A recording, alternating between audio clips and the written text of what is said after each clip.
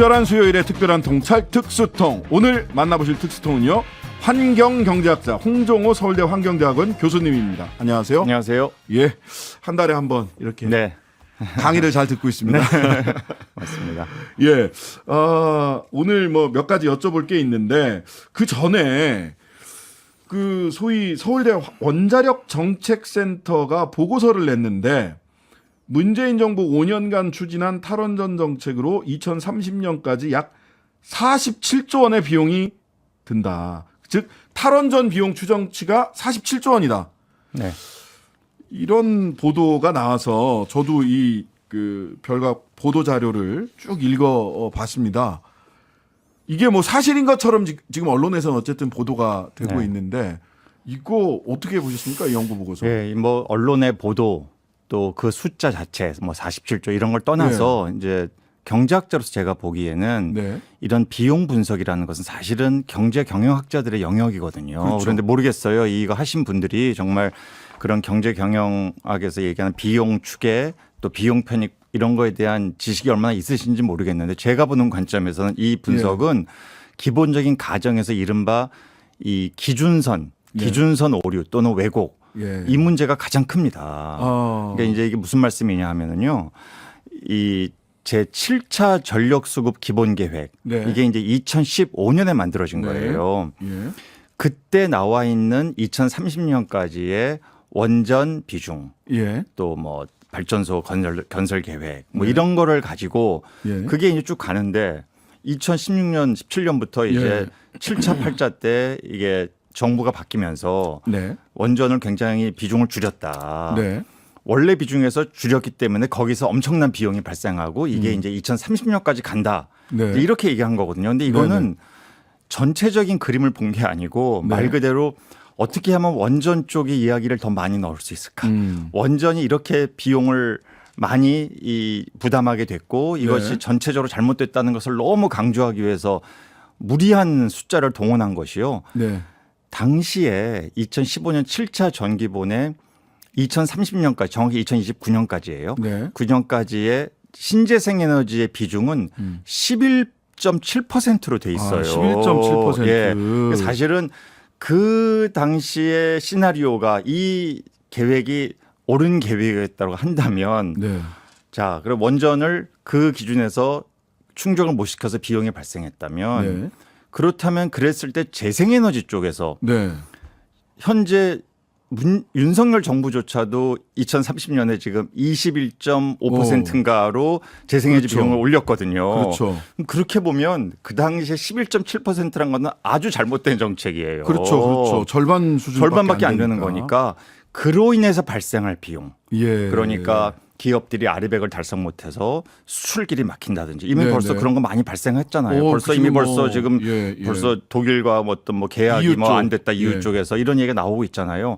이런 쪽의 비용들을 다 포함을 시킨다면 그렇게 계산하는 것이 최소한 7차 전력수급 기본계획을 기준선으로 잡았을 때 종합적으로 그와 대비해서 2030년까지의 현재 상황을 바라보는 타당하고 경제학적인 시각입니다. 그런데 지금 이거는 원전만 보고 원전만 봐서 아니 이게 원래 이렇게 막 엄청 발전소를 원전을 많이 지어야 되는데 못 지어서 거기서 싼 전기를 공급했어야 되는데 그걸 못하고 뭐 안전 점검이란 이유로 그걸 명분으로 계속 가동도 뭐 이용료도 낮추고 이래서 비용이 계속 발생했다라고 얘기하는 것은 이 경제학에서 전체적으로 기준선에 따라서 종합적으로 비용과 편익을 바라보는 그 관점에서 보면 말 그대로 원전을 위한 원전 업계에 봉사하고 싶다. 이런 숫자밖에 안 되는 거예요. 그래서 저는 이 40조를 떠나서 좀 이런 식의 분석은 좀 잠시 광고 듣고 와서 이야기 이어가도록 하겠습니다. 신장식의 뉴스 아이킥 특별한 수요일의 통찰 특수통 홍종호 서울대 환경대학원 교수님과 함께 하고 있습니다. 여기 보니까 가정의 보고서에 보니까 원전 발전량 증가가 전량 가스 발전으로 대체된다. 이걸 가정으로 했어요. 이거 왜 가스 발전으로 대체한 그러니까 겁니까? 이게 제가 앞에서 말씀드렸던 이 기준선을 종합적으로 있는 그대로 활용하지 않은 큰 오류와 왜곡이 있고요. 두 번째는 그걸 비용 추산을 해야 되는데 원래 계획에서 원전의 이용률도 적었다. 원전의 발전소도 적게 건설했다라고 했을 때 이제 비용을 찾아야 되는데 그 네. 비용을 어떻게 찾았냐면 그 줄어드는 부분만큼을 예. 가스 발전으로 다 대체한다라고 계산을 한 거거든요. 네. 그런데 그 가스 발전이라는 건 잘 아시지만 지금 2022년도에 작년에 최고로 국제 가스 가격이 최고조로 올랐을 때거든요. 그 기준으로. 예, 그래서 우리나라에 이거 들여올 때도 굉장한 이제 부담이 되고 우리나라에 이 가스 공급하면서 적자도 많이 발생했던 건데 그렇게 대체를 딱 시켜버리니까 값은 확 뛰게 되는 거죠. 만약에 재생에너지를 열심히 했으면은 사실은 네. 지금 유럽은 재생에너지가 가스보다 훨씬 싸거든요. 그렇죠. 그렇게 하면은 설사 그렇게 계산을 한다고 하더라도 비용은 훨씬 적게 나오겠죠. 그러니까 비용 추산을 할 때 제일 비싼 걸로 비용 추산을 하셨네. 하필이면 왜 그러셨는지. 사실 원전 이 발전량이 절대량으로 보자면 문재인 정부 내내 MB 때나 박근혜 정부 때보다 줄어들지 않았거든요. 예, 메가와트 몇 테라와트를 발전 원전이 담당했느냐 보면 하나도 안 바뀌었는데 이거를 가스가 다 대체했다. 제일 비싼 이렇게 비용 추산을 하니까 커지는 거죠. 사실 그래서 사실은 경제학자의 관점에서 보면은 보고서의 질은 이렇게 높다고 볼 수가 참 없습니다. 예, 뭐 같은 서울대 교수님이라서 그렇게 거기에 좋게 말씀해 주시는 것 같은데요. 사실 저도 경제학 조금 공부했습니다마는 석사 과정이나 학부에서도 비용 추산을 이런 식으로 하면 조금 선생님한테 혼나겠다 이런 생각이 좀 들었습니다. 저도 쭉 한번 다 읽어봤는데 자, 엊그제 탈원전 달성한 나라가 독일인데 올라프 숄츠 총리를 대한민국 대통령 윤석열 대통령이 만나서 숄츠 총리가 주도하는 기후 클럽에 참여하기로 했다. 이런 소식이 나왔어요. 그래서 기후 클럽이 뭐지? 예. 궁금했습니다. 뭐 사실은 이런 어떤 기후 정책에 대한민국 정부가 적극적이다 이런 거는 저는 뭐 일단 좋게 봐요. 근데 문제는 예. 과연 기후 클럽을 정확하게 이해하고 가입했는가 이게 이제 중요한데요. 우리 정부가 사실은 이제 기후 클럽이라는 게 애초에는 2018년도에 노벨 경제학상을 받은 예. 윌리엄 노드하우스 교수라고 예일대 교수가 있습니다. 근데 이분이 처음으로 학계에서 제시를 했어요. 네. 워낙에 이 탄소 감축이 쉽지 않으니 네. 탄소 감축에 한 마음인 예. 그런 국가들이 모여서 국가 클럽을 형성하자. 그래서 그 안에서는 탄소 가격을 충분히 매기고 이 클럽 안에 들어가 있지 않은 다른 나라들은 탄소 가격을 훨씬 적게 매기거나 관심이 없는 나라들이니 네. 이 클럽에 가입한 기업들의 재화나 뭐 이런 거 수출하게 할 때는 그에 상응하는 페널티를 부과하자. 이게 이제 노드하우스 교수의 애초의 아이디어예요. 그리고 탄소 감축에 적극적인 나라들이 그렇죠. 먼저 솔선수범 해보자. 그렇죠. 그래서 네. 그렇지만 또 그렇지 않은 나라에 대해서는 불이익을 줌으로써 예, 페널티를 주고. 전 세계적으로 탄소 감축에 더 힘을 내보자. 이제 이런 취지였고 뭐 사실은 G7 국가라는 나라들이 굉장히 힘이 있는 국가들이니까 이제 G7 회의 때 이 총리가 이제 이 얘기를 먼저 한 거거든요. 네. 예, 그렇기 때문에 거기에 이제 가입을 한다고 했을 때는 우리나라도 그 정도에 상응하는 정말 탄소 비용을 부과하면서까지도 이 기후 정책의 진심인 뭐 이런 것들이 거기 들어가야 돼요. 아직은 사실은 어느 정도까지 구체적인 이 클럽 내에서 정책을 만들지에 대한 것은 구체화되지는 않았습니다만 어떤 그런 커미트먼트가 사실은 이 클럽이라는 것이 갖는 애초의 취지입니다. 그런데 과연 현재 정부가 얼마 전에도 발표했지만 2030에서 이 산업계의 이 탄소 감축 비중을 또 낮췄거든요. 그래서 이런 걸 보면은 뭔가 조금 이렇게 어떤 액션과 실제 정책이 좀 안 맞는 것 같은. 그렇네요. 근데 이런 면이 좀 없지 않은 거죠. 탄소 중립 기본계획 탄중 계획이라고 탄중위에서 그 탄소 중립 기본계획 막 나오고 하니까 탄중위에 있는 위원분들이 막 항의하시고 나 더 이렇게는 더 못하겠다 하고 교수님들 막 뛰쳐나가고 이랬던 즉 탄소 중립 그 연한을 뒤로 확 더 밀어버리는 바람에 근데 탄소 중립 모범 클럽에 가입을 대통령이 하신다고 이거 어떻게 받아들여야 될지 제가 약간 좀 뭐 또 거기서 자극을 받아서 대한민국 정부가 앞으로 산업계에도 좀 적극적인 탄소 감축 정책을 쓰겠다 또 지원도 해주겠다라고 뭐 저는 뭐 좋게 해석하고 싶습니다. 예, 네. 교수님 굉장히 인자하신 교수님이신 것 같습니다. 항상 희망을 주시고 네. 긍정적으로 변화하리라 믿음을 네. 가지고 계신 홍정호 교수님이시고, 근데 저는 또 이게 독일 얘기 나왔으니까 요것만 하나 잠깐 여쭤보고 네. 갈게요. 며칠 지난주에 중앙일보에 실린 기사 보고 저 깜짝 놀래가지고 막 저도 찾아봤거든요. 그러니까 교통카드 할인의 전국 발카, 고물가의 탈원전 독일 심상찮다. 즉 탈원전 정책이, 탈원전 지금 선언을 했단 말이죠. 독일 경제에 재앙이 되고 있다. 이런 기사가 나왔어요. 기사가 예, 사실은 독일이라는 나라는 유럽에서 예. 경제 규모가 가장 압도적으로 큰 나라고요. 그렇죠. 예, 그리고 이 IMD라고 80년대 후반부터 30년 넘게 세계 각국 주요 국가들의 경쟁력 지수를 산출해서 네. 등수를 매기는 그런 그 스위스에 기반을 둔 그 연구소 또는 대학원이 있어요. 네. 거기서 매년 조사를 하는데 네. 탈원전 했으면은 그러면 경쟁력이 막 떨어지거나 막 힘들어져야 되는데 예. 이미 뭐 독일은 오래전부터 탈원전을 제시했고 드디어 달성을 한 거거든요. 네네. 독일이 사실은 프랑스에 비해서 경쟁력 지수가 엄청 높습니다.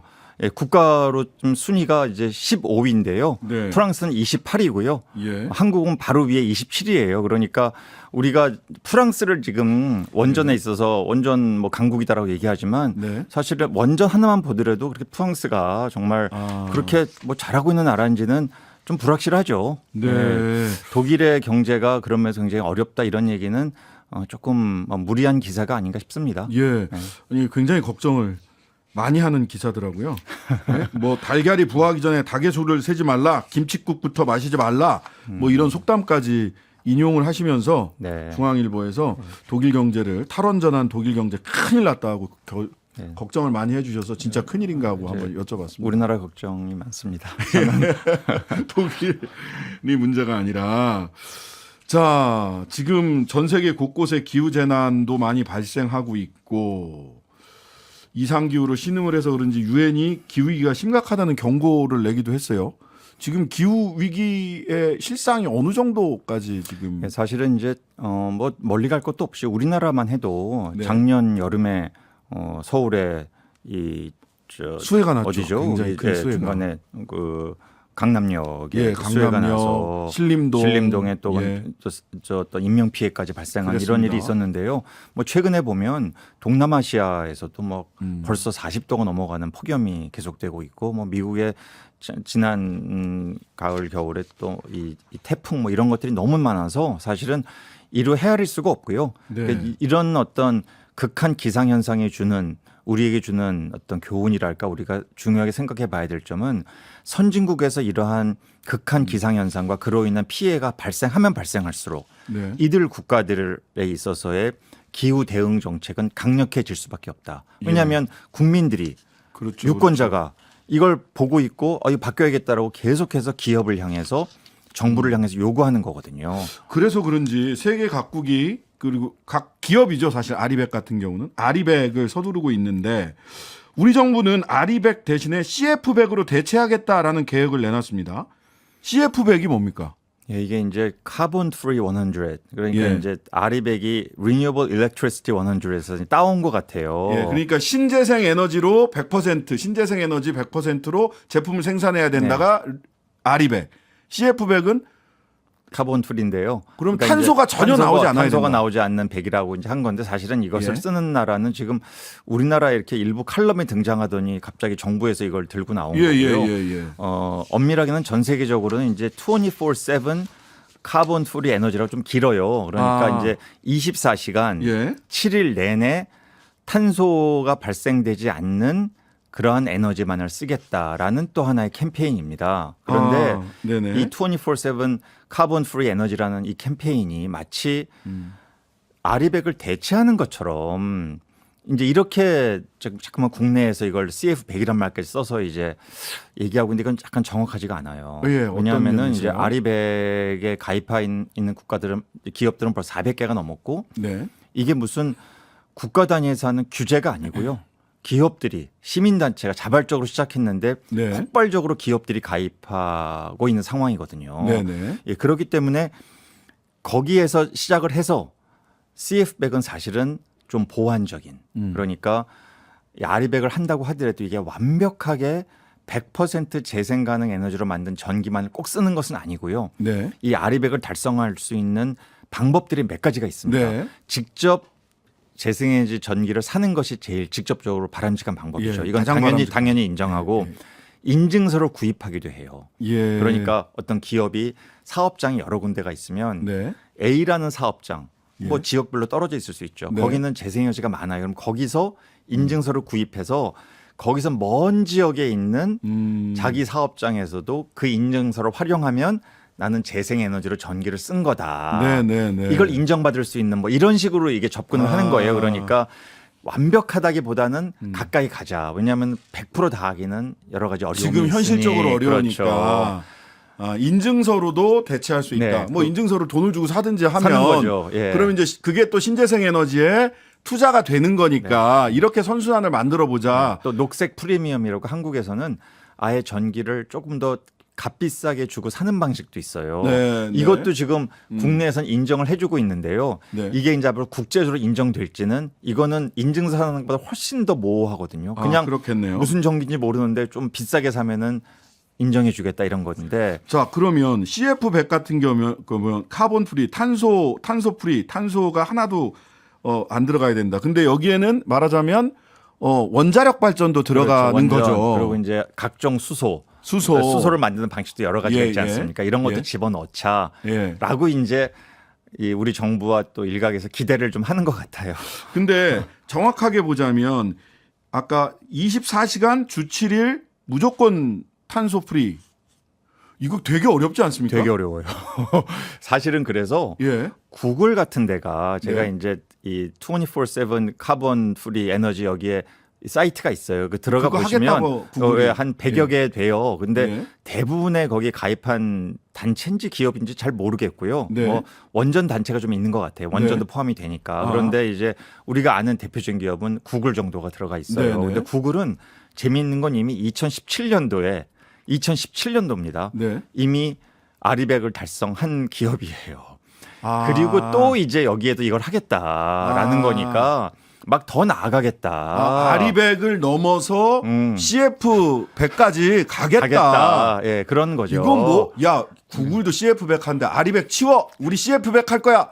이거하고는 완전히 네, 다른 좀 얘기네요. 다른 얘기예요. 그래서 근데 사실은 벌써 400개 넘는 글로벌 기업들이 예. 이 아리백에다 가입돼 있고 점점 더 기준이 강화되고 있어서 인증서나 녹색 요금제보다는 말 그대로 재생에너지를 직접 사는 방식을 계속 선호하기 때문에 그 노력을 앞으로 계속 기울일 겁니다. 예, 그리고 예, 계속 예. 달려갈수록 그런 기업들로서는 이것이 또 기업의 자기들을 알리는 소비자와 투자자에게 알리는 방편이 되기 때문에 네. 이걸 절대 놓을 리가 없어요. 자, 그런데 애플 같은 데가 대표적인 경우죠. 아리백 무조건 다 하라고 하죠. 뭐 자기 하청 기업들한테도 전부 다 그렇게 얘기를 하는데, 근데 지금 말씀하신 대로라면 이거 오해하면 안 되는데 아리백을 대체할 수 있는 게 아니고, 자, 애플에서 우리한테 아리백 하세요. 우리는 CF100 했으니까 봐주세요. 이거 안 통한다는 얘기잖아요. 아닌 거죠. 예, 예. 대체 가능한 게 아니랍니다. 근데 산업부하고 대한상인은 CFE 포럼 이런 거를 CF100으로 대체하겠다 이런 사실은 포럼을 이게 만들었어요. 그러니까 아마 지금 이제 산자부와 이런 데서는 기대하는 거는 네. 이 원전은 어쨌든 재생에너지는 아니지만 그래도 탄소 배출을 안 하니 이거를 좀 포함시킬 수 있도록 국제사회가 좀 힘을 모아줄 수 있지 않겠냐라는 기대를 하는 것 같아요. 이런 걸 좀 하면은 원전도 그래도 원전 비중은 한국은 또 크니까 30% 네네. 되지 않습니까? 그러면은 이걸 좀 포함을 시키면은 우리가 훨씬 좀 그리고 좀 숨 고르게 하면서 갈 수 있겠다라는 기대를 하는 것 같은데요. 네. 제가 보기엔 이게 어떤 국가적인 규제라면은 네. 국가 간의 협상을 통해서 네. 이걸 포함시킵시다. 네. 라고 갈 수 있는 길이 있을 수 있다고 봐요. 그런데 네. 이거는 2014년도에 영국에 기반을 둔 카본 그룹이라는 CDP라고 하는 이런 시민단체에서 이 아리백을 제안을 했고 네. 여기에 이제 기업들이 전혀 가입을 안 했다면 이거는 좀 시쳇말로 장사가 안 되고 끝났겠죠. 근데 그렇죠. 아리백이. 정말 적극적으로 글로벌 기업들, 애플 같은 회사들이 여기에 가입을 해서 이걸 하겠다고 하고 애초보다 훨씬 빠르게 조기 목표 달성을 하고 네. 기업들이 더 앞서가는 거예요. 이제는 원래 아리백보다도 막 스코프 3라고 해서 우리와 글로벌 거래 관계에 있는 기업들 너희들도 해라라고 막 압박도 하고 이거는 원래 아리백 처음에 할 때 이런 거 하라고 막 얘기한 거 아니었거든요. 더 강해졌어요. 더 이제 스스로 기업들이 그런 이 탄소 배출을 줄이고자 하는 스스로의 노력들을 계속해서 강제하는 거죠. 네. 이런 거기 때문에 이거는 국가가 나서서 막 뭘 협상을 통해서 할 수 있는 문제하고는 좀 결이 다릅니다. 네. 예를 들어 EU에서 뭐 탄소 국경 조정 제도를 한다. 이러면 이거는 국가가 이제 규제를 하는 거니까 그렇죠, 가서 그렇죠. 협상도 하고 뭐 좀 봐달라, 좀 유예해달라 이런 얘기를 할 수도 있을 것 같은데 이거는 기업이 하는 거고 기업이 시장에서 우리가 이런 논리로 가겠고 이렇게 해야 네네. 소비자와 투자자가 좋아한다. 네. 재생에너지 쓰는 걸 좋아한다.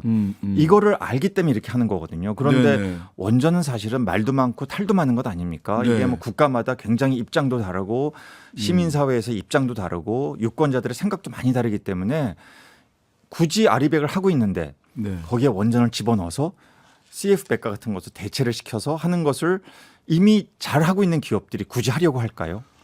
그렇게 대체하려면 지금 그 대한상이나 산업부가 기대하는 것만큼 하려면 대체를 하도록 할 정도가 되려면 전 세계적인 트렌드와 그렇죠. 운동, 맞아요. 전 세계적인 네, 유행이 돼야 굉장히 되요 중요한 포인트시고요. 사실은 전 세계에서 원전이 한 길에도 있는 나라는 31개 나라거든요. 그런데 재생에너지는 전 세계 200개국가가 다 할 수 있어요. 바람하고 빛이 다 있으니까. 그러니까 이게 조금 경쟁이 굳이 되겠네. 경쟁이라고 말한다면 경쟁이 좀 쉽지 않고 이미 알겠습니다. 너무 앞서가는 기업들이 많이 있다는 거죠.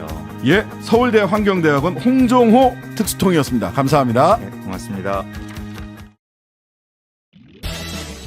하루 종일 기다려지는 진짜 시사. 평일 저녁 6시 5분 신장식의 뉴스 하이킥.